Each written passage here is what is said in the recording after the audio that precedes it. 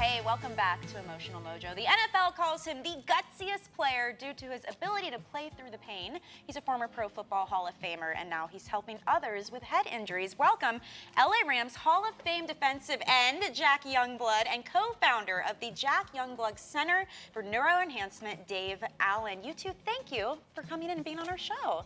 It's our pleasure. We're so happy to have you. You're doing some really important work, especially right now, and we're going to get to that in just a second. But first of all, we had to start out by discussing playing in Super Bowl XIV with a broken leg.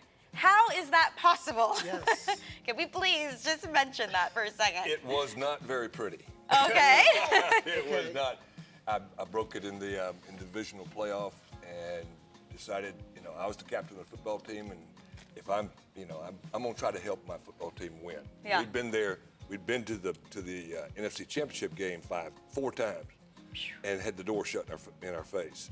And I said, we got to try and get through this one, and we did. Beat Tampa, and then that put us into 14. Physically, I know that hurts, but I always wonder the whole mind over matter when it comes to something, because I feel like you hear about this a lot where athletes will play and then at the end they're like, oh, well, it was broken, it was a sprain. You almost don't feel it is what I hear. Did you feel it? You feel I felt the broken leg. That. Okay. Don't believe it. Okay.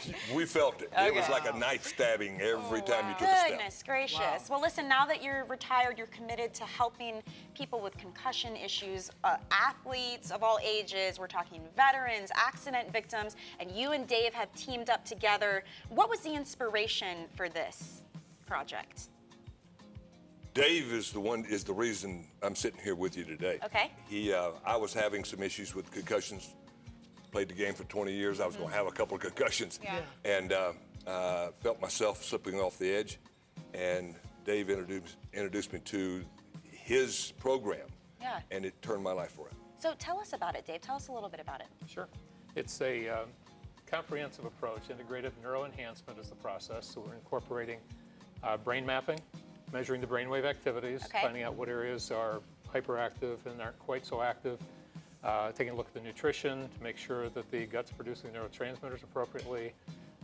There's a lot of change that happen during the program, so we have a mental health counselor that's actually providing services, and we actually do neurofeedback is the new generation of neurofeedback, and so that's a component. I want to talk about why this is so important. I think the old thinking used to be, oh, it's part of the game, you get banged up, you hit your head, but now in the news especially, we're always hearing about people committing suicides or falling into depression, even young kids in high school dealing with concussions now. Why is it so important to understand what happens to the brain? Well, the problem is that we ignored it for so long, and especially from my era, and they're still doing the same thing for trying to heal the concussions that we did back in the 70s. It's amazing. I mean, it's amazing. Progress here.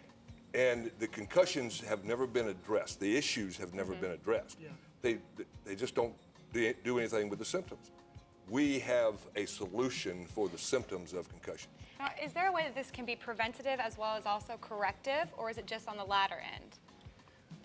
I think really, we know that the problems from head injury don't come from just the taking off the field, large media coverage of somebody coming off the field. It's small dings that happen over a period of time. So that's where, yes, if you have the ability to have treatment at the end of the season, retraining the brain, getting it back so you're not susceptible Just like next any season. other organ or muscle, we've got to train it, take care of it. And you talk about the mind-body connection and the nutrition of that, which as a dietitian I love hearing. So how does that work together? Well, when the brain is sloshed around inside the head from a concussion, you've got axons that are separated, and you've got neurotransmitters dumping into the brain. They're not supposed to be. They're supposed to be jumping the gaps appropriately, creating all the things that neurotransmitters do. And the neurotransmitters are created in your gut, in your digestive system. Your first brain. So that's a key component. It's kind of like rebooting a computer. Exactly. Right? Exactly. And I love that you aren't just focusing on athletes either. So this is important for everyone, or the general community. I mean, you can have a concussion, you can have head injury when you fall off your bike. And especially our veterans coming back with the that's huge. with the issues that they have, and that is a real passion for me. Well, I have a really basic question, if you don't mind me asking. It's really basic. But how does one know they have a concussion? What are some of the signs, question. symptoms? Depression, agitation, Okay. self-medicating, Okay. sleep issues, poor performance in school, less focus in work. Okay. Things like that that are totally unrecognized to head I injury. never They would've think thought. that's, oh, just a child who's going through Yeah. adolescence. You know, we've lost several players due to head injury. We've concluded, and you know, depression and emotional outburst, that kind of the anger that Okay. we can't deal with because there's the loop is bad Sure, there sure. when we're making bad decisions. Okay. That's the thing. Well, it's really exciting because you guys have recently opened the Jack Youngblood Yes. Center for NeuroEnhancement in Winter Park, Florida, which is where Right here. our studios are. So tell us about that center. I mean, how's it going? What's the response been since you guys have been up and running there? Phenomenal response.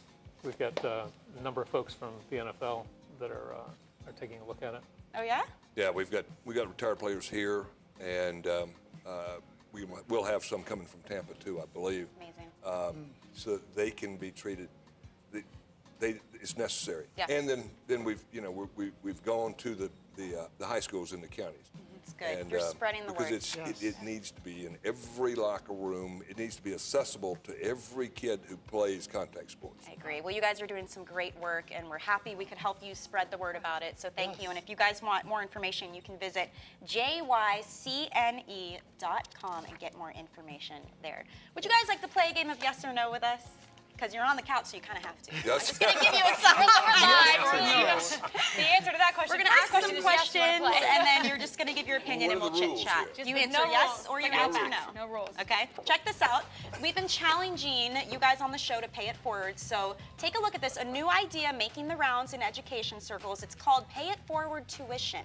So under the plan, the state would let the student go to college for free as long as they agree to pay back a percentage of their salaries after they graduate for a certain amount of time. So it's all income-based, a fixed proportion of your salary for a certain number of years. Some love the idea, others don't like it's a fluctuating cost, kind of unfair.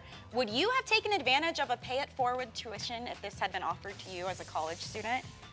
Can I get in trouble? Yes! You didn't have to pay tuition. You had a scholarship. Had you needed it, would you is guys? true, that is Yes true. or no? I say no. Yes? I say no. Why I the nose? Oh my goodness. Let's get to the nose. Because maybe my job is not indicative of the degree that I got. And so I'm forced to pay back a job that I got that made But you got made to my do it degree. for free. I'm That's just- pretty sweet. And I don't know what the percentage is. Is it 15, 50? We'll talk about that later. Yes, and we got a yes and a no. Nothing's free. True. Yeah. It's true. Nothing valuable is free. true. Let me put it that way. Okay. And you would have taken advantage of this? I helped my kids with their education. They had student loans, so they were paying it back anyway, so they might as well Yeah. take advantage of a All right. scenario like that. Here's a quick one. If you're sick of those cutesy pink products, the only option for your kids and for you, one guy was sick of seeing it for his daughter, so he decided to do something about it. He was appalled when this is what he saw for teenagers, the only option. So he said, you know what? I'm going to create my own. So he has created the Sam Farmer line of products just simply to clean. We've got some video of them because they're basically unisex, totally neutral here. Do you think it's that big of an issue? Do we need unisex beauty products? Yeah, I like it. I don't think it hurts. I mean, I don't just need don't think it's that Playboy big a body deal. product in 6th grade. I know. I mean, What are you gonna do? Thanks again, you guys. Thanks for playing with us. We'll be right back.